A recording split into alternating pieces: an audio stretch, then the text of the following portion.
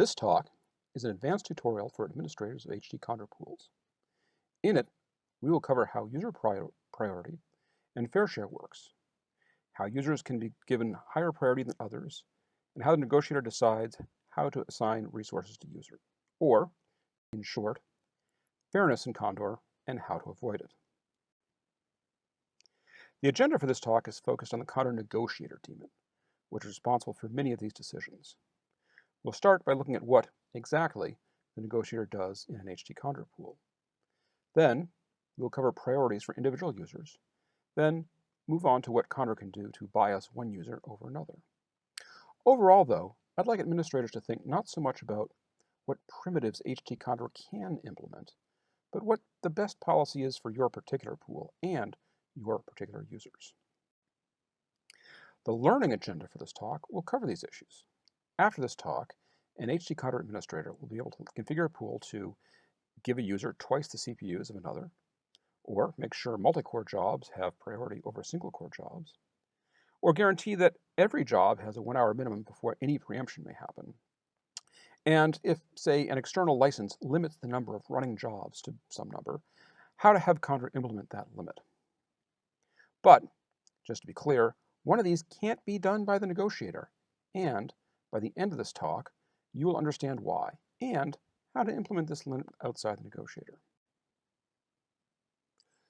Let's start by reviewing the three main components of an HTCondor system: the submit side, the central manager, and the execute, or worker node side. Remember that these are functional breakdowns, not physical, and any one machine may perform more than one of these roles in a small pool.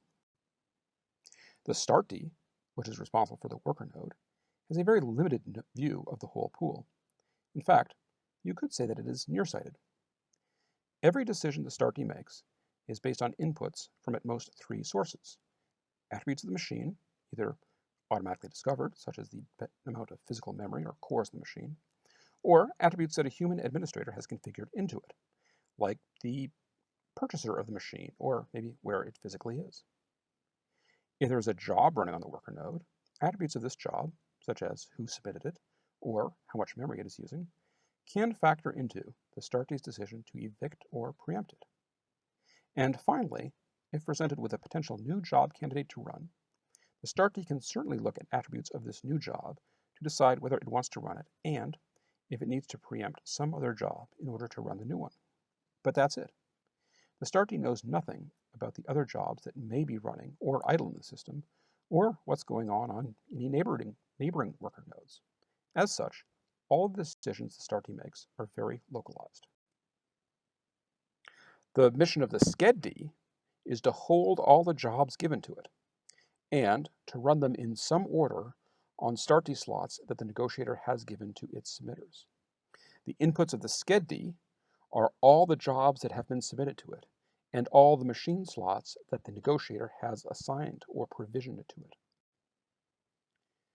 With these inputs, the ScheddD can reuse a slot for more than one job in sequence, and given a set of jobs from a submitter, to pick which job goes first, as long as it fits in that slot.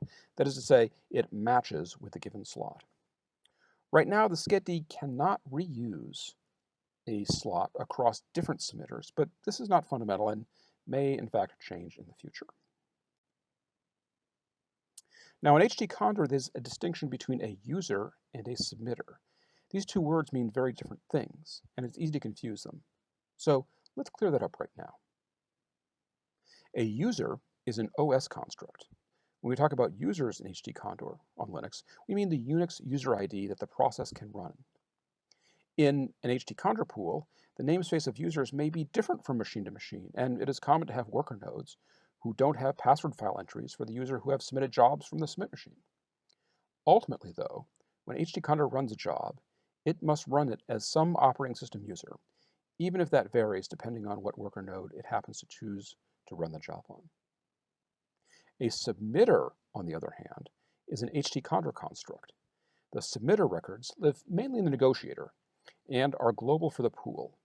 The submitter is what HTCondor uses for accounting and scheduling. The submitter for a job stays constant throughout the job's life, even if that job runs as a different operating system user on different worker nodes. As we'll see in a bit, the Condor user prio command always works in terms of submitters, and the Unix ps command only knows about users. What makes this distinction a little confusing is that, in the usual case, the submitter and the user are often the same. In an HTCondor job, we would call the user who submitted the job's owner. While there frequently is a one-to-one mapping between owner and submitter, there doesn't need to be.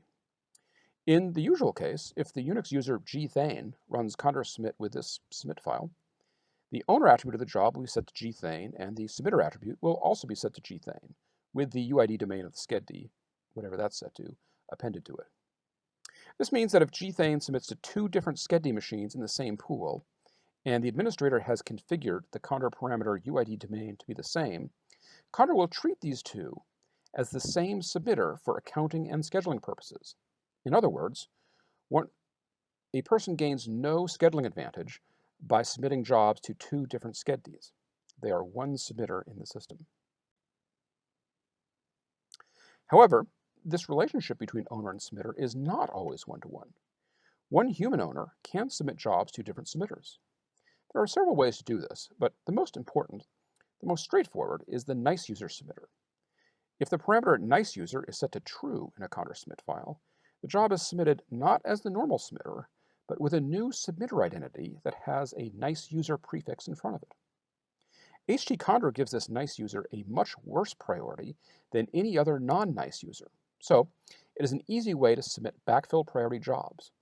However, because this nice user is a different submitter identity than the one the human user would normally have, it means that any usage that the nice user submitter accrues is not charged to the normal submitter. And this is important because historical usage is one way, maybe the main way, that HTCondor does fair share scheduling. That is, submitters, not owners, but submitters, who have used a lot of resources in the recent past, are penalized by the fair share scheduler to not get as many resources in the future. So, if I have some backfill priority jobs and other jobs at the same time which are normal, all the usage of my nice user jobs make no impact whatsoever in the priority of my normal jobs. This is one way that the separation of owners and submitters is useful in an HTCondor system. With that, let's end our diversion about submitters and owners and return to the subject at hand, the negotiator. We've talked about the role of the startee and the role of the Schedd. What's the role of the negotiator? The negotiator service is like a Greek goddess of justice, weighing out the scales of justice, dividing the pools fairly for each submitter. Specifically, the role of the negotiator is to assign slots from the whole pool that it manages to each submitter, not owners or users, as we may accidentally or casually say, but to submitters, based on some policy that the administrator has set that is fair. Now, the eagle-eyed among you may have noticed something here, and that is a term that is missing. What term is missing? The negotiator knows nothing of jobs. Again, we may casually and incorrectly say that the negotiator matches jobs to users, but both terms are technically wrong. The negotiator only knows about submitters and their requests, and actually knows nothing of jobs. We'll see later how that makes a big difference in how the system works. But for now, it is important to try to always think of the negotiator in terms of assigning slots to submitters. Moving on, the inputs the negotiator uses to make decisions include all of the slots in the pool, all of the submitters in the pool, their priorities and quotas, and one request for slots from a submitter at a time. As you can see, the negotiator is thus the only place in Condor with a global view of the system, and thus the only place that global policies can be put into place. The startee only sees what is happening on that one machine. The Schedd can't see any jobs from any other Schedd. Only the negotiator has this global view. So this separation of one component with a global view, the negotiator, working with many components at the edge, Schedds, each of which has a local view, is key to HTCondor scalability. The one central part doesn't need to make decisions quickly, it can hand out assignments to many different Schedds, which can then operate independently. As such, the negotiator tends to run more deliberately, making global decisions, and the Schedds make decisions more quickly with just their local knowledge. In a nutshell, here's how the negotiator works. It runs on a periodic loop we call the negotiation cycle. Once per cycle, it tries to rebalance the ratio of slots assigned to submitters. If preemption is enabled, it will initiate preemption in order to do so. If preemption is disabled, it will try to do so by assigning some submitters to empty slots.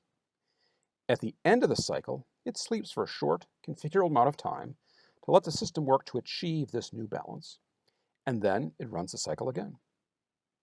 As such, the negotiator is always a little bit out of date, but that's okay, as it makes decisions at a slower cadence. And in a distributed system, we must always live with a lack of global clock or global synchronization.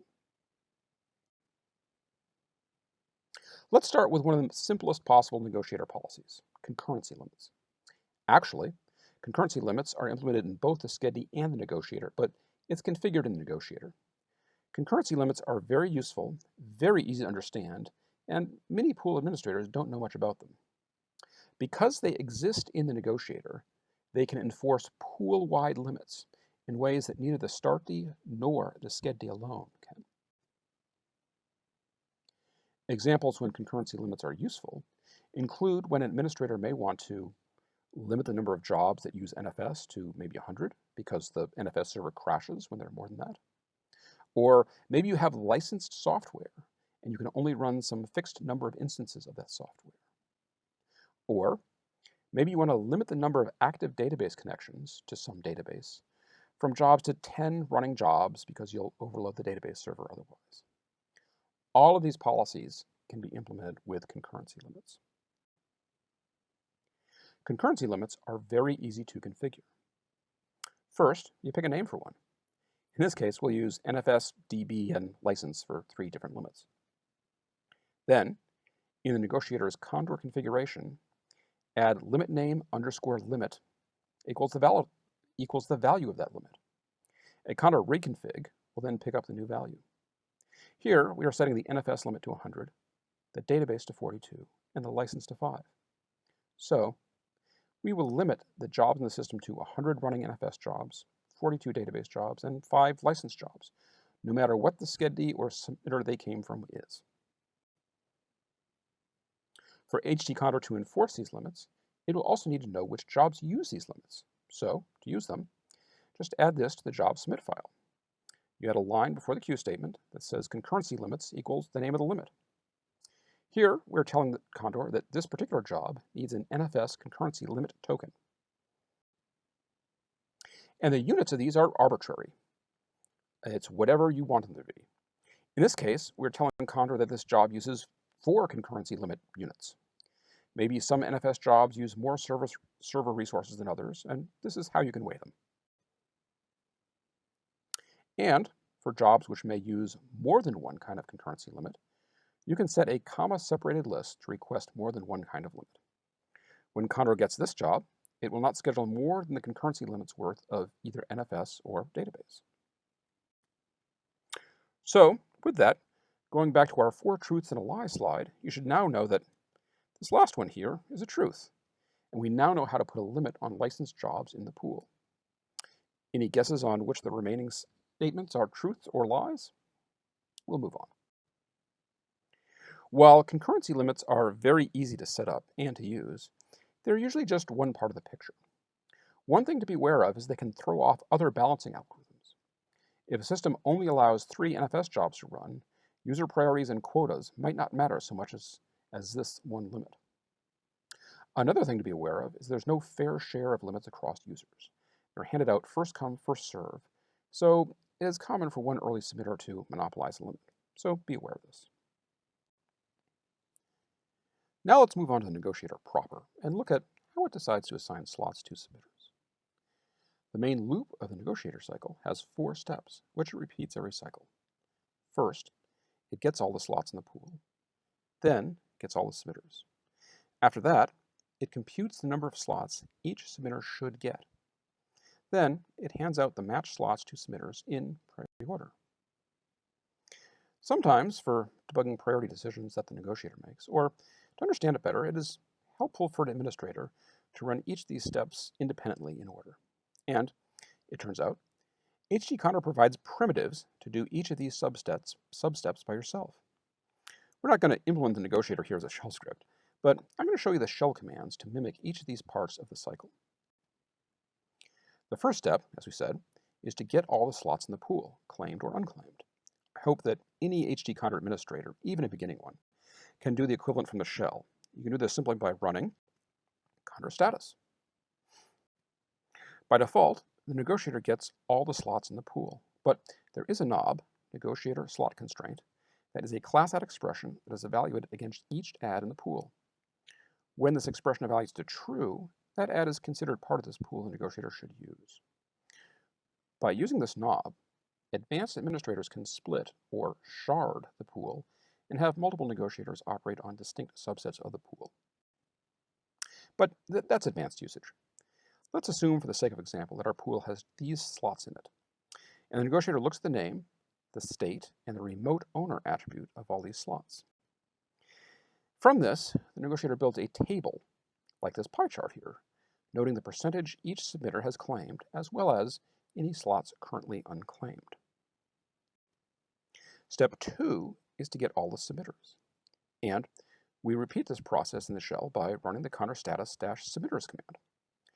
This displays one add per active submitter in the pool and their aggregate number of running, idle, and held jobs.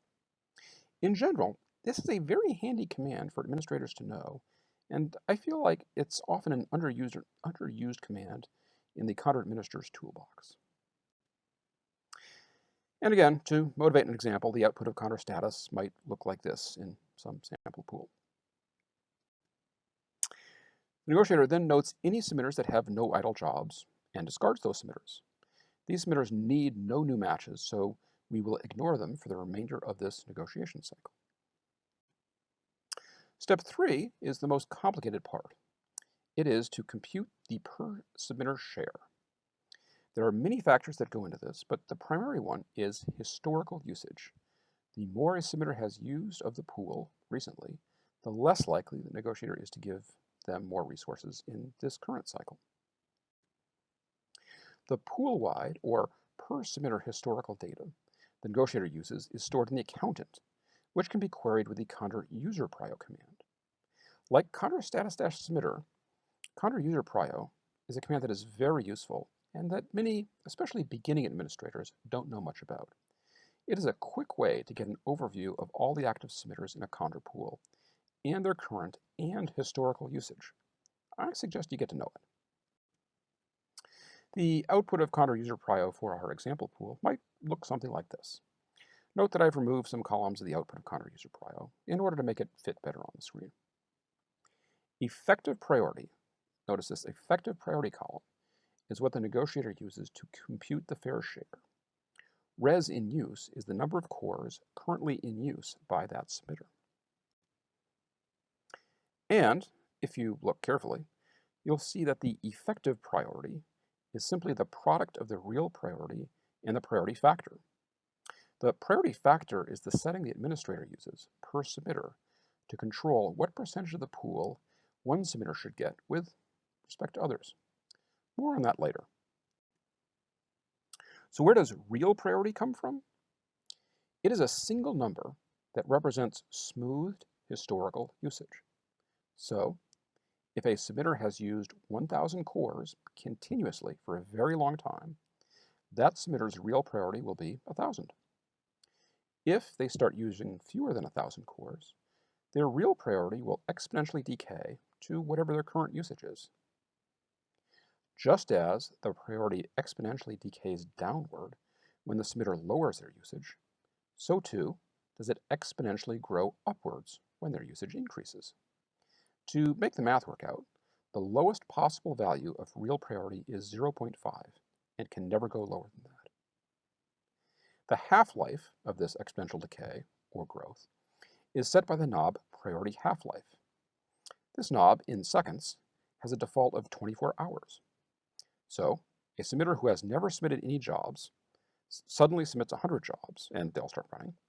After 24 hours, their real priority will be 50, assuming the default priority half-life. Note that priority half-life can only be set globally for everyone in the pool. Different submitters cannot today have personalized priority half-lives. Or, to view this graphically, if the purple line represents actual usage in real time, the red line will represent the real priority at any point in that time. Note how it grows and shrinks exponentially. But some sites do not want historical usage to play a part in the calculation of how much a submitter should get right now. Once a submitter has stopped using any slots, those sites would like HTCondor to forget about past usage and have it play no role. The easiest solution to this is to set the priority half-life very small. For example, setting it to 1 will result in a priority curve that looks something like this. The priority curve matches pretty much the usage curve. Now, moving on to getting the historical or not so historical usage, we will remember that we displayed it with the Condor user prio command, and it may return something like this. We now know what each of these columns represent, and we know that Negotiator uses the effective priority to decide how many resources each submitter should get. So, how does it do that? What does effective priority really mean? Quite simply, effective priority is the ratio of the pool that each submitter should get with respect to each other, where lower is better. Looking at our example again, with numbers rounded to make the math work easier, let's assume that submitters Alice, Bob, and Charlie have effective priorities of 1,000, 2,000, and 2,000 respectively, and that there are 8 total one-core slots in this pool. This means that Alice, who has an effective priority of 1,000, deserves twice as many slots as Bob and Charlie. And Bob and Charlie deserve the same number of slots as each other because they have the same effective priority. Working out the math, of the 8 total cores, Alice deserves to get 4, and Bob and Charlie should each get 2. Note this number isn't the new number of cores or slots to give out, but it represents the total they should have, counting earlier matches as well as maybe future ones. So, with all that, we should understand how the priority factor works and what it can be used for. The priority factor is set with the Condor user prio -setFactor command line, like shown here.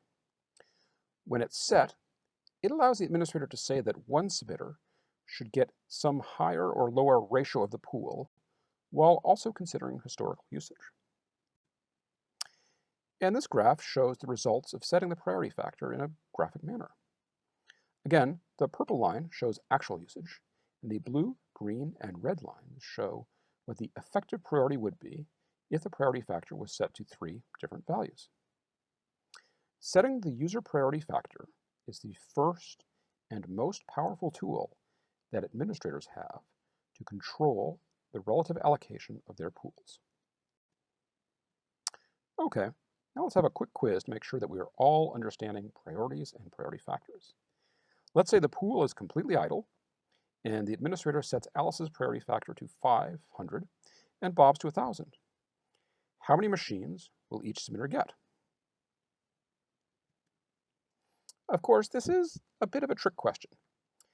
Alice will get twice as many CPUs as Bob, but she will only get twice as many CPUs if they both have enough jobs to fill the pool. If Alice has 0 jobs in the queue, Bob is allowed to use the whole pool, and vice versa. Or, if Alice has just 1 job, Bob can use every other CPU except that one in the pool, again, provided he has enough jobs.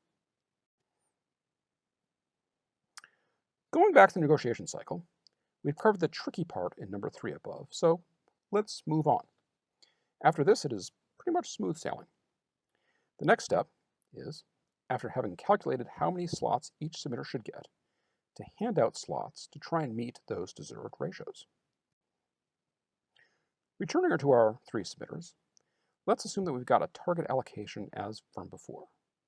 4 CPUs for Alice, and 2 each for Bob and Charlie. Remember, this is the total target allocation, including previous allocations, and new one to make up the total. So we then look at current usage. Let's assume that from previous negotiation cycles, Alice has been given 3 cores and Bob 1.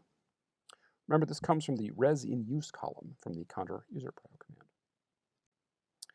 The negotiator then calculates the difference between what the goal is and what the current values are, and comes up with a number for each submitter for the number of new cores it tries to give out in this negotiation cycle. This number is called the submitter limit and can often be seen if you look in the negotiator's debug log. In this case, Alice and Bob deserve 1 more core, and Charlie, who's currently running 0 jobs, 2 more cores. Only now, when the negotiator knows how many resources each submitter deserves, does it begin matching and handing out slots. The negotiator always goes in effective priority order, with the lower, or better, effective priority going earlier in the negotiation cycle. And here's a remarkable fact. For all of the many aspects of Condor, which are configurable, and there are a lot of them, this ordering is not configurable in any way. I'm going to say that again. This ordering is not configurable in any way. The negotiator always goes in priority order. This can have a big impact on scheduling. The submitter who has the best priority can often grab the most desirable machine in the pool, either the fastest or the one with the most memory, even if that submitter can run elsewhere, and even if assigning that one desirable machine may prevent a submitter with even worse priority from running at all. That is, there's no way to say in the negotiator, all the big jobs go first, no matter who submitted them, or all the jobs that need GPUs go first. We can only say, adjust the priority factors of submitters so that this submitter goes first. And that returns us to the one lie from the beginning. There is no way in the negotiator to always schedule multi-core jobs before single-core jobs, because remember, the negotiator always prioritizes based on submitter, not based on aspects of jobs. There are other ways to accomplish this in HTCondor, but just not with the negotiator and priority. Once we've decided who has the best effective priority, the negotiator fetches not jobs, but resource requests from the Schedd that holds that submitter's jobs. You can mimic this by running the ContrQ-autocluster command to see what requests jobs in a Schedd coalesce to. This allows the Schedd to compress the amount of information it sends to the negotiator. Instead of sending 1 job per request, it sends 1 resource request and a count of jobs in that request. For example, if Alice has 2 kinds of jobs, maybe big memory and low memory jobs, or in this case, Linux jobs and Windows jobs, the Schedd will send a description of the jobs and a count.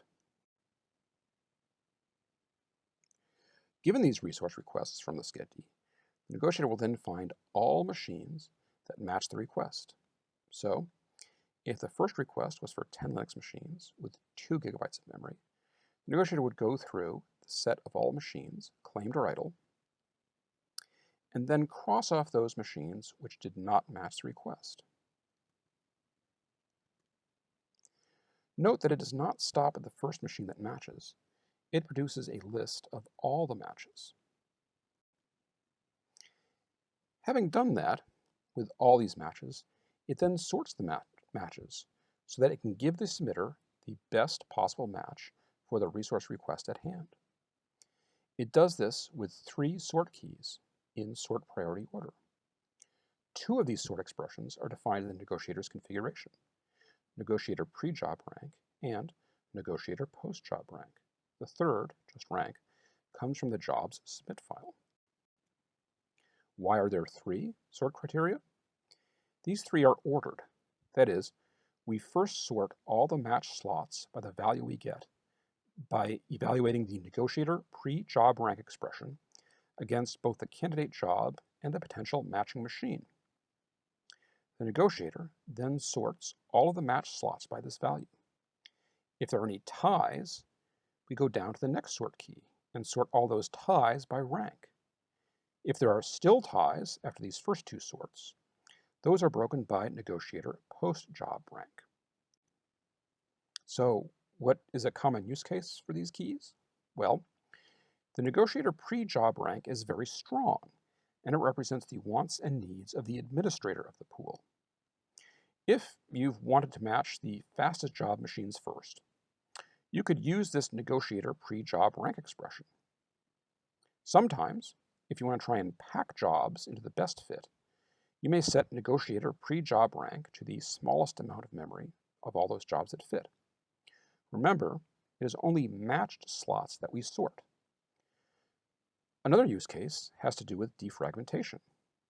Some sites logically order all of their machines and try and pack single-core jobs onto one logical side of the cluster and multi-core jobs on the opposite virtual side, and try to grow the usage of both towards the center. This can minimize the amount of multi-core defragmentation that needs to happen in a pool. And the negotiator pre-job rank is a great tool to do this. Now, having the sorted list of matched machines, we give those matches away to the submitter up to the submitter limit. If we hit the submitter limit, there will be a message hit submitter limit in the negotiator log. If there are fewer requests in this group than the submitter limit, the negotiator gets the next request from the submitter from the Schedd and rematches and resorts again. Now, and all of that was just for one submitter. Let's say it was for Alice. We then move on to the next submitter in effective priority order. In this case, Bob. But it isn't quite this simple. Up to now, we assume that every resource request matched every slot, and that every submitter has a sufficiently large supply of jobs to fill up their priority fair share. What happens if a submitter does not have enough jobs to fill their fair share? Or what happens if a submitter has plenty of jobs, but not enough of them match in order to fill the fair share? In this case, there will be leftovers, and if there are leftovers, we repeat this whole process again, starting with the best priority submitter, and again, skipping submitters with no requests, or submitters who haven't been able to match any requests in previous iterations of this loop. Because of this, the fair share is not an absolute upper bound.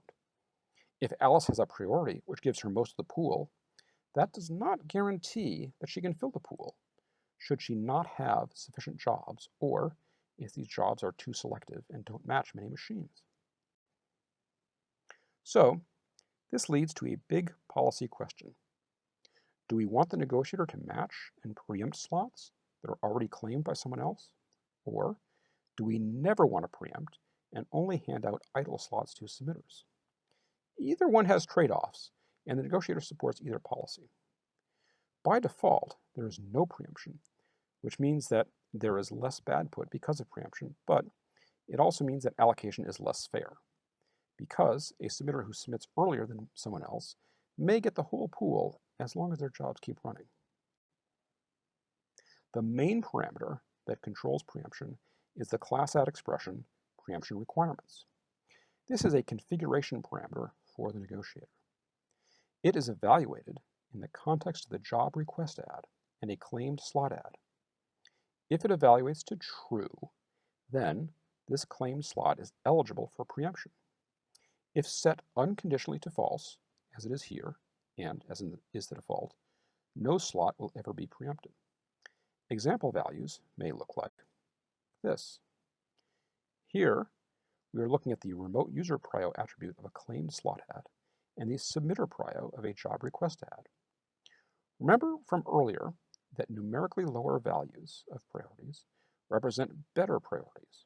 So, in this case, we are saying that we are willing to preempt a job if the preempting job has 20% better priority. When preempting because of priority, it is always better to have some slack, like this 20% here. This is because priorities are always changing with usage. And if we preempted if one priority was strictly better than another, as soon as the preempting job started running, that submitter's priority would start increasing. and would likely get preempted back to the next cycle, and so on, leading to 100% bad put or thrashing. And just like we sorted the matched slots, we also sort the preempting slots by preemption rank. Like negotiator pre-job rank, this preemption rank is a class add expression defined in the negotiator's config file, and it is evaluated in the context of the job request add and the slot add. This lets us choose which of the many potential slots to preempt when many match the preemption requirements. In this example, we say that we prefer slots that have the lowest total job runtime to preempt if many slots match, in order to minimize bad put. There is an additional knob, MaxJobRetirementTime, a start knob, which overrides preemption. This allows an admin to say, well, no matter what, don't preempt a job for at least this amount of time. This is commonly used when preemption is enabled, in order to guarantee some minimum runtime to jobs to make progress. In this case, we are saying that every job that lands here cannot be preempted for the first hour of their runtime. Note that this can also be an expression, so you could say things like, jobs from a certain submitter get 10 hours, everyone else just get 1 hour. Finally, a recent addition to HTCondor is the ability for an administrator to set an upper bound, a limit, on the number of cores any one submitter can get in the pool. We call this upper bound the ceiling. The ceiling for submitter is set with a Condor user prio command with the -set ceiling option, and can be viewed with the Condor user prio-all command. And this leads us to our last truth. Even when preemption is on, MaxJobRetirementTime can guarantee that every job gets 1 hour runtime. So we've now seen how to give one user, submitter really, twice the cores of another by setting the priority factor with the Condor user prio tool. We've learned that with the negotiator settings, we can only prioritize based on the submitter, not the type of job or the attributes of the job, such as multi-coreness. With MaxJobRetirementTime, we've seen how to guarantee every job gets at least 1 hour of runtime, even when preemption is on. And with concurrency limits, we've seen how to limit licensed jobs to some fixed number, independent of what submitter owns them or what schedules they are submitting from. Of course, Condor is very configurable and very flexible, and it turns out there is a way to schedule multi-core jobs before single-core jobs. Remember, the negotiator will only hand out matches for jobs that match the slots. So, what we can do, in this case, is to craft a start expression that only matches multi-core jobs for some small fixed amount of time after it enters the idle state. This allows multi-core jobs to run on those machines before single-core jobs, because it only matches the multi-core jobs for that time frame, and thus avoids starvation of large jobs. But here we've ended our talk about the negotiator, priorities, and submitter scheduling. For more information, please check out the Condor manual at htcondor.readthedocs.io, or subscribe to the HTCondor users mailing list, whose subscription information is found under the main HTCondor webpage, which is at HTCondorproject.org. Thank you for your time, and I hope you enjoy using and administrating HTCondor.